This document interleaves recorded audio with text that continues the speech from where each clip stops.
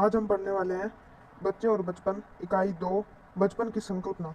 अगर आप BSTC first year में अच्छे नंबर लाना चाहते हैं तो इस वीडियो को बिना स्किप किए पूरा ज़रूर देखना, क्योंकि एग्ज़ाम में यहीं से प्रश्न आएंगे। जो आपका एग्ज़ाम होगा उसमें यहीं से प्रश्न आएंगे। ये आपके लिए बेस्ट सिलेबस रहने वाला है और इस वीडियो को देखने के बाद आपको नोट्स बनाने की भी ज़रूरत नहीं पड़ने वाली। तो चलो बिना टाइम वेस्ट के अपने वीडियो को करते हैं स्टार्ट। तो हमारे चैप्टर का नाम है बचपन की संकल्पना, जो एग्जाम में 10 नंबर का आएगा, यानी ये बहुत ही इंपॉर्टेंट चैप्टर है। इसका पहला टॉपिक है प्रमुख बाल अधिकार।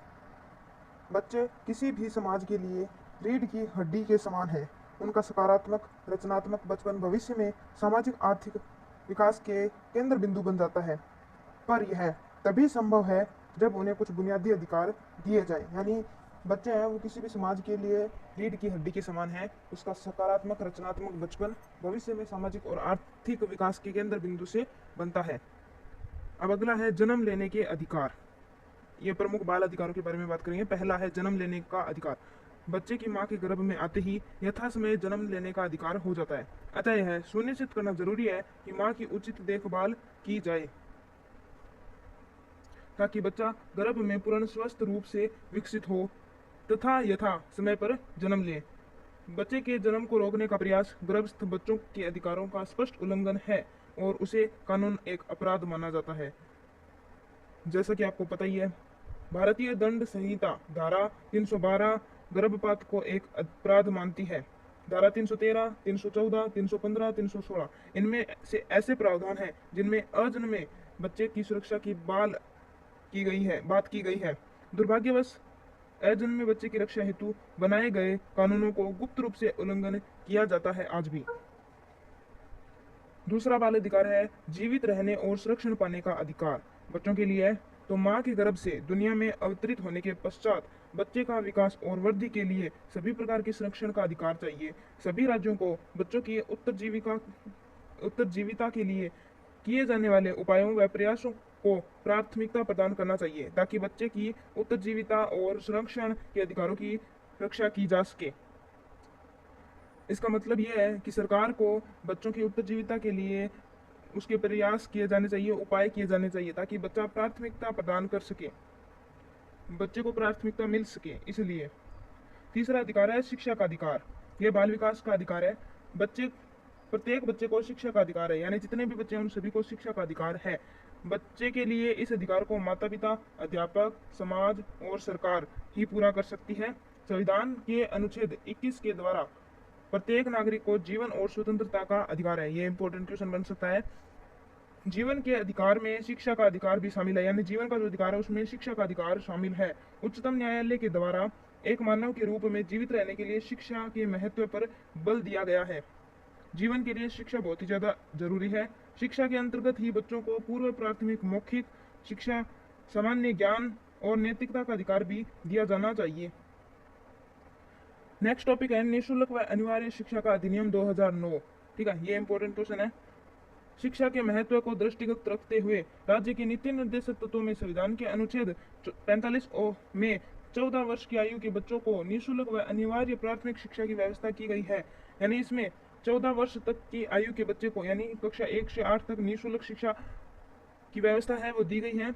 इसी क्रम में संसद द्वारा 1 दिसंबर 2002 को 14 वर्ष के बच्चों के लिए निःशुल्क व अनिवार्य शिक्षा के अधिकार को मूल अधिकार बनाने एवं इन बच्चों हेतु निःशुल्क शिक्षा के अवसर मुहैया कराने को माता पिता या अभिभावक का मूल कर्तव्य बनाने हेतु 86वां संविधान 86वां संविधान संशोधन अधिनियम 2002 में पारित किया गया था। ये बहुत इंपॉर्टेंट टॉपिक है।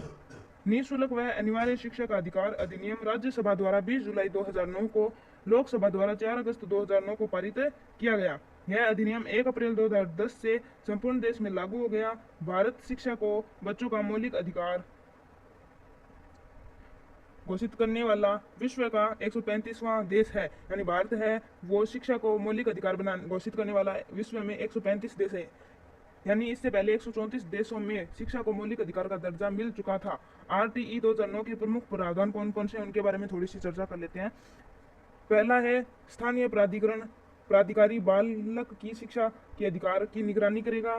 दूसरा है बालक को अधिकार के संबंध में शिकायतों का प्राधिकार तक लिखित में शिकायत कर सकता है।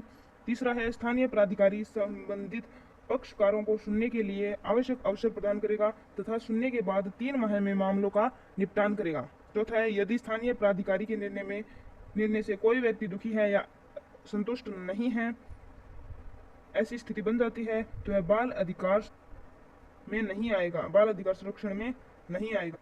अगला टॉपिक है आरटीई अधिनियम के अंतर्गत बच्चों को प्राप्त अधिकार, यानी बच्चों को कौन कौन से अधिकार प्राप्त है आरटीई अधिनियम के तहत। तो पहला है 6 से 14 वर्ष की आयु के जो प्रत्येक बालक है उनकी प्रारंभिक शिक्षा पूरी करने का उन्हें अधिकार है, जो निःशुल्क और अनिवार्य शिक्षा का अधिकार माना जाता है। दूसरा है निःशक्त बालकों को निःशुल्क और अनिवार्य शिक्षा प्राप्त करने का अधिकार है। तीसरा है जहां 6 वर्ष से अधिक आयु के यदि कोई बालक है जो इससे विद्यालय में प्रवेश नहीं दिया जा रहा है या किसी कारणवश प्रारंभिक शिक्षा पूरी नहीं की, तो उसे उसकी आयु के अनुसार प्रवेश दिया जाएगा। उसके लिए विशेष प्रशिक्षण की भी व्यवस्था होगी। साथ ही कोई बालक यदि 14 वर्ष की आयु के पश्चात भी प्रारंभिक शिक्षा निःशुल्क प्राप्त करने का हकदार रहेगा। यानी कोई भी बालक है वो 14 साल की आयु पूरी कर चुका है लेकिन उसकी प्रारंभिक शिक्षा यानी 1 से 8 तक की क्लास पूर्ण नहीं हुई है, तो भी वह निःशुल्क शिक्षा प्राप्त कर सकता है। अगला पॉइंट, किसी भी विद्यालय में प्रारंभिक शिक्षा पूरी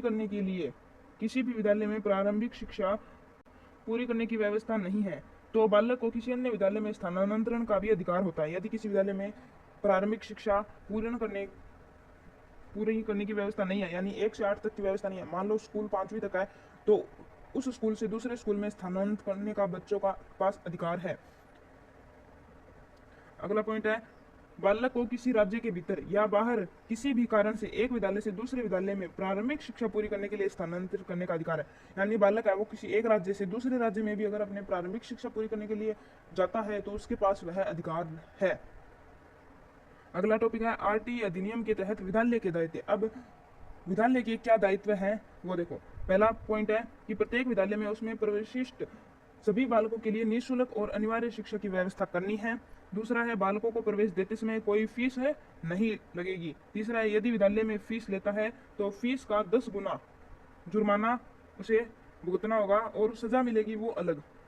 अगला है पॉइंट, प्रारंभिक शिक्षा में प्रवेश के लिए किसी बालक की आयु, जन्म, मृत्यु या विवाह पंजीकरण के अनुसार जारी किए गए जन्म प्रमाण पत्र मान्य होगा। निम्न भी मान्य हो सकते हैं, जैसे अस्पताल रजिस्टर रिकॉर्ड, आंगनबाड़ी रिकॉर्ड, अभिभावक द्वारा आयु के संबंध में दिए गए एफिडेविट। किसी बालक को आयु के प्रमाण पत्र न होने पर विद्यालय में प्रवेश से इनकार नहीं किया जाएगा। यानी अगर ये सभी डॉक्यूमेंट्स भी नहीं है बालक के पास तो भी उसे विद्यालय में प्रवेश मिल जाएगा। पांचवा पॉइंट है कि शैक्षिक वर्ष प्रारंभ होने पर प्रवेश दिया जाएगा। यानी 5 साल है वो शैक्षिक वर्ष है, 5 साल के बाद बच्चे का एडमिशन स्कूल में किया जाता है, परंतु यदि अवधि समाप्त होने पर भी प्रवेश से रोका नहीं जाएगा। लेकिन अगर जो 14 वर्ष की अवधि दी है वो पूरी हो जाती है और बच्चा वो कक्षा 8वीं पास नहीं करता है तो भी उसे प्रवेश लेने से रोका नहीं जाएगा। अगला पॉइंट है, किसी विद्यालय में प्रविष्ट बालक को किसी कक्षा में रोका नहीं जाएगा, यानी उसे हर साल पास किया जाएगा, फेल नहीं किया जाएगा। और विद्यालय से प्राथमिक शिक्षा पूरी किए जाने का से पहले उसे निष्कासित नहीं किया जा सकता, यानी स्कूल से उसे बाहर नहीं निकाल सकते, ना ही उसकी टीसी काट सकते हैं। 7वां पॉइंट है, किसी बालक को शारीरिक दंड या मानसिक उत्पीड़न भी नहीं किया जाएगा। बच्चों को किसी प्रकार का सजा नहीं दी जाएगी। 8वां पॉइंट है, मान्यता प्रमाण पत्र प्राप्त किए बिना कोई भी विद्यालय स्थापित नहीं किया जाएगा। यानी कोई भी विद्यालय है उससे मान्यता प्रमाण पत्र के साथ ही स्थापित किया जाएगा, बिना मान्यता प्रमाण पत्र के विद्यालय की स्थापना नहीं की जाएगी। अगला है आरटीई अधिनियम के अंतर्गत शिक्षक के दायित्व क्या क्या हैं। अभी हमने विद्यालय के दायित्व देखे, अब हम शिक्षक के दायित्व पढ़ेंगे। पहला है विद्यालय में उपस्थित होने से नियमितता एवं समय पालन, यानी विद्यालय में उपस्थित होने का जो समय है उसकी पालना करनी है। दूसरा है पाठ्यक्रम संचालित करना है और समय सीमा में उसे पूरा भी करवाना है, यानी कोर्स अधूरा नहीं रहना चाहिए। तीसरा है प्रत्येक बालक की शिक्षा ग्रहण करने की सामर्थ्य का निर्धारण करना है और यदि अतिरिक्त शिक्षण करना हो तो भी करना है, यानी कोई विद्यार्थी कमजोर है और उसे एक्स्ट्रा क्लास की जरूरत है तो शिक्षक को एक्स्ट्रा क्लास देनी चाहिए। चौथा टॉपिक है माता पिता अभिभावकों के साथ नियमित बैठकें करनी चाहिए और बालक के बारे में उपस्थित नियमितता शिक्षा ग्रहण करने की सामर्थ्य, शिक्षण में की गई प्रगति अथवा अन्य जानकारियों से भी अवगत कराना चाहिए। 5वां पॉइंट है अपने कर्तव्यों के पालन में कोताही होने पर अनुशासनात्मक कार्यवाही करने से पूर्व उसे सुनवाई का अवसर भी दिया जाएगा।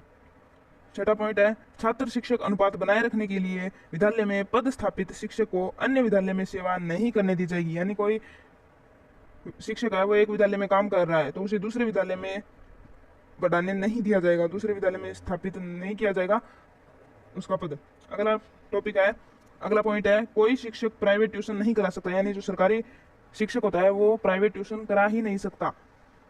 अगला पॉइंट है, आरटीई अधिनियम के अंतर्गत माता पिता और संरक्षक के दायित्व। अब शिक्षक के हमने पढ़ लिए, विद्यालय के दायित्व पढ़ लिए, अब हम पढ़ेंगे माता पिता के दायित्व क्या होते हैं। पहला पॉइंट है, आसपास के विद्यालय में प्रारंभिक शिक्षा के लिए बालक को प्रवेश कराएंगे। जो भी उनके पास निकटतम विद्यालय है उसमें प्रारंभिक शिक्षा के लिए प्रवेश करवाना है। दूसरा है, अपने बच्चों को नियमित रूप से विद्यालय भेजना है, यानी उन्हें घर पे नहीं रखना है, उन्हें विद्यालय में भेजना है। अगर कोई जरूरी काम हो तो भी उन्हें विद्यालय भेजने की कोशिश करनी है। अगला पॉइंट है, प्रारंभिक शिक्षा पूरी होने से पहले विद्यालय नहीं छुड़वाना है। यानी कक्षा 1 से 8 तक जो विद्यालय में प्रवेश लेने के बाद या फिर किसी भी कारण से उसे